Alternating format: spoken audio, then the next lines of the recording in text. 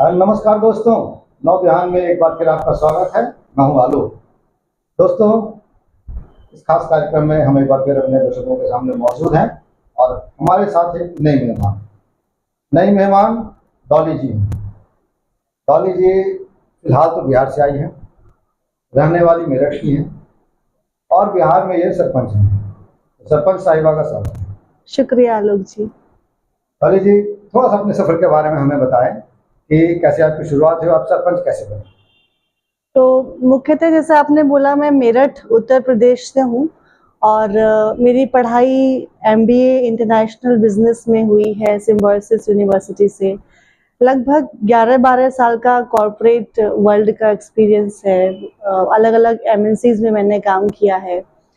Politics में आना मैं बोलूँगी कि लाइफ के फ्लो के साथ एक संयोग रहा। बहुत ज़्यादा प्री प्लान्ड एंट्री नहीं थी मेरी पॉलिटिक्स में।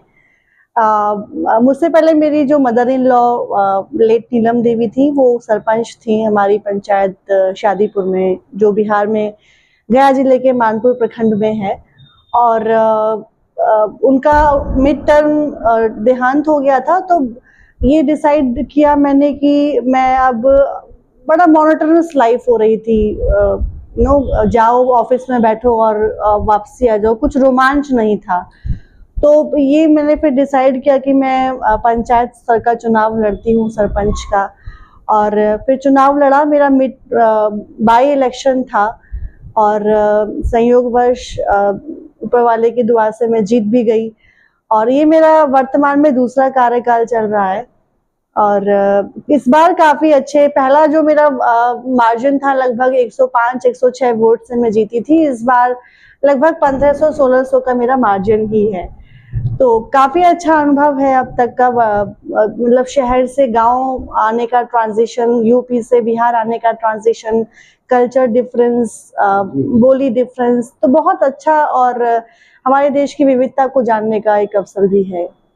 एक सवाल हमारा यहाँ है, ये आपने बिहार की पॉलिटिक्स में एंट्री ली है और बिहार की पॉलिटिक्स जो है वो कई मामलों को लेकर काफ़ी चर्चा में रहती है और खासकर आप गया में मानपुर से हैं, मानपुर की ओर। तो गया का जो इलाका है वो काफ़ी विवादित, संघर्ष, कई तरह के वर्ग संघर्ष, कई तरह के संघर्ष वहाँ चलते रहे हैं। ऐसे में आपका मेरठ से आकर यहाँ पर चुनाव लड़ना, सरपंच बनना कितना चैलेंजिंग रहा आपके लिए, और अभी जो काम आप कर रहे हो वो कितना चैलेंजिंग है? चैलेंजिंग तो था। सबसे पहले तो अपने आप को एस्टैब्लिश करना। अगर आप वहाँ के से पले बढ़े नहीं हैं, तो अपने आप को उन लोगों में ही अपने आप को इंक्लूड करना, उन्हीं में से अपने आप को दिखाना, ये सबसे बड़ा एक चैलेंज था। लेकिन इसमें मेरी शिक्षा का बहुत बड़ा काम, मुझे एक तरह से हथियार वो यूज हुआ। जब मैंने अपनी बातों को लोगों के बीच में रखा और अपने प्लान्स बताए कि मैं अगर आती हूँ तो अपने पूरी ग्राम कचहरी को डिजिटलाइज्ड करूंगी, कंप्यूटराइज्ड करूंगी। और जो मेरा पीछे का जो अनुभव है, जो MNCs का अनुभव है, वो पंचायत के विकास में ही काम करेगा। तो इस तरीके से लोगों ने विश्वास किया। हाँ, कुछ कुछ चैलेंजेस अभी भी हैं। जैसे पॉलिटिक्स में आइडेंटिटी पॉलिटिक्स काफी प्राइमरीली रहती है, जो कि चुनाव में एक बहुत बड़ा स्ट्रगल भी रहता है। लेकिन मैंने अपने चुनाव में ये देखा कि लोग इससे ऊपर आकर भी वोट करते हैं। तो मेरा खुद का एक्सपीरियंस ये रहा है कि बहुत ज्यादा हम मेजॉरिटी वाली कास्ट से वहां पे नहीं है अपनी पंचायत में, तभी भी हर वर्ग के, हर कम्युनिटी के और हर जाति के लोगों ने मुझे वोट किया। तो इस आइडेंटिटी पॉलिटिक्स से हटके जो है वोट किया। और ये चीज ये भी दिखाती है कि कितना ही बिहार कुख्यात या विख्यात, जिसको आप जिस परिभाषा में देख ले, लेकिन लोग बहुत संवेदनशील हैं वहां पर। जातिगत पॉलिटिक्स की अगर बात करें तो बिहार हमेशा से काफी सुर्खियों में रहा है जी। जाति आधारित पॉलिटिक्स वहां पर शुरू से, बिल्कुल बिल्कुल। लेकिन आप उदाहरण है, आपने इस मिथक को तोड़ा है कि अगर आप जातिगत तौर पर अगर संख्या बल से भी मजबूत नहीं भी है, तो भी अगर कोई नवाचार लेकर आती है तो आप बिल्कुल बिल्कुल और आप पद भी हासिल कर सकते हैं। बिल्कुल बिल्कुल। एक सवाल आपसे बनता है, क्योंकि आप पॉलिटिक्स में भी हैं और साथ ही वी द पीपल अभियान से भी आप जुड़ी हैं, तो वी द पीपल अभियान से कैसे जुड़ी आप और संविधान को लेकर अभी आप क्या काम कर रहे हैं अपने इलाके में? वी द पीपल अभियान से एक हमारे कॉमन फ्रेंड हैं, उनके माध्यम से मुझे पता चला कि संस्था संविधान को लेकर काम करती है। अब चूंकि मैं पॉलिटिक्स में हूं तो मुझे ऐसा महसूस होता है कि एज अ राजनेता या राजनेत्री बहुत जरूरी है अपने देश के संविधान को समझना, क्योंकि हम खुद एक स्टेट की भूमिका में आते हैं।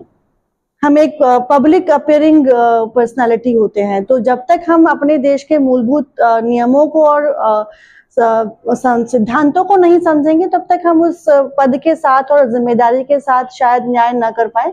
तो ये कहीं ना कहीं भावना के साथ में वी द पीपल के साथ में जुड़ी, और वी द पीपल जिस तरीके से पूरे देश में जा जाकर और ऐसे रिमोट एरिया में जाकर जहां पे सबका पहुंचना संभव नहीं है, अपने फैसिलिटेटर्स के माध्यम से अपनी पहुंच बनाकर आम जनता को ट्राइबल्स एरिया में जाकर, दूरगामी क्षेत्रों में जाकर और बहुत कम रिसोर्सेस में, पीपल के पेड़ के नीचे जहाँ पे पंखा नहीं है, कुर्सी नहीं है, वहां पे जाके लोगों को संविधान के मूल्यों के बारे में समझाना, उनको उनके रोजमर्रा की प्रॉब्लम्स के बारे में समझाना, पंचायती स्तर पर समझाना, वार्ड स्तर पर समझाना, वो काम वी द पीपल के माध्यम से करने में बड़ा मुझे एक्सपीरियंस भी मिला। और ये चीज मेरे क्षेत्र में भी बहुत काम कर रही है। जब हम लोगों से डील करते हैं, जब लोग हमारे पास समस्या लेके आते हैं, तो उसको संवैधानिक नजरिए से देखकर उनको हम गाइड भी करते हैं, उनके प्रॉब्लम्स भी सॉल्व करते हैं, जो हमारे क्षेत्राधिकार में होता है। तो वो हमारे लिए संविधान, जिसको बोलते हैं ना, as a tool, as a शस्त्र काम करता है, जो कि हर नागरिक का अधिकार है, हर नागरिक की पावर है। तो राजनीति में आप हैं, राजनीति में सीढ़ियाँ चढ़ते हैं लोग। अब क्या आपकी योजना है, कहाँ तक जाने की योजना है? आकांक्षाएं तो हैं और प्लान भी है कि आने वाले विधानसभा चुनाव में हम पार्टिसिपेट करें और किसी अच्छे प्लेटफॉर्म से आए, लोग हम पे विश्वास रखें। अभी तक किसी राजनीतिक पार्टी से मैं जुड़ी भी नहीं हूँ, शायद आपका अगला प्रश्न ये भी हो सकता है। बिल्कुल।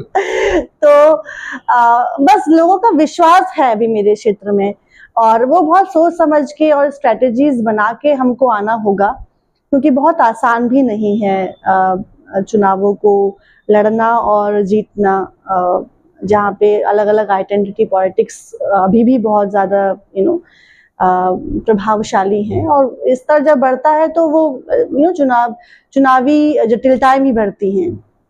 तो आकांक्षाएं तो हैं, बाकी देखते हैं। हमारे भी शुभकामनाएं आपके साथ हैं। तो ये डॉली दीदी जिन्होंने बताया, और जैसा कि हमने अपने दर्शकों को बताया, डॉली जी जो हैं ये राजनीति में, बिहार की राजनीति में आई हैं, जो और उस मिथक को तोड़ के आई हैं। अगर आप जाति बल से मजबूत नहीं है तो पॉलिटिक्स में नहीं आ सकते। तो गिरिडीह में भी डॉली जैसी और भी जो महिलाएं, लड़कियां हैं, वो अपने आप को सशक्त बनाकर राजनीति में कदम रखना चाहती हैं तो जरूर रखें, क्योंकि कहा जाता है कि राजनीति गंदे लोगों का गंदा क्षेत्र है, पर अच्छे लोग अगर आए तो कोई भी क्षेत्र गंदा या अच्छा। ठीक है, साथ ही हम एक बार फिर से अपनी शुभकामनाएं आपको देते हैं और अपने दर्शकों से आग्रह करते हैं कि हमारे चैनल को लाइक करें, सब्सक्राइब करें और इस वीडियो को ज्यादा से ज्यादा शेयर करें, ताकि और से और ज्यादा लोग प्रेरित होकर राजनीति में आए, इस देश को एक सुंदर देश बनाने में, इस राज्य को सुंदर राज्य बनाने में अपनी भूमिका अदा करें। धन्यवाद। अब अपने घर, ऑफिस व दुकान को और भी आकर्षक बनाएं मयंक एल्युमिनियम एंड ग्लास के साथ। ब्लॉक रोड, सीहोड़ी, मंगल मूर्ति विवाह भवन के समीप खुल गया है मयंक एल्युमिनियम एंड ग्लास। हमारे शॉप में घर, ऑफिस सहित अन्य स्थानों के लिए एल्युमिनियम के बने sliding window, fixed partition, PVC, UPVC, door, fall ceiling, steel railing, ACP structure, तफन ग्लास व स्टील का गेट व विंडोज बनाया जाता है। तो एक बार आपकी अपनी दुकान मयंक एल्युमिनियम में अवश्य पधारें। तो हमारा पता याद रखें, कॉलेज रोड, सीहोड़ी, गिरिडीह।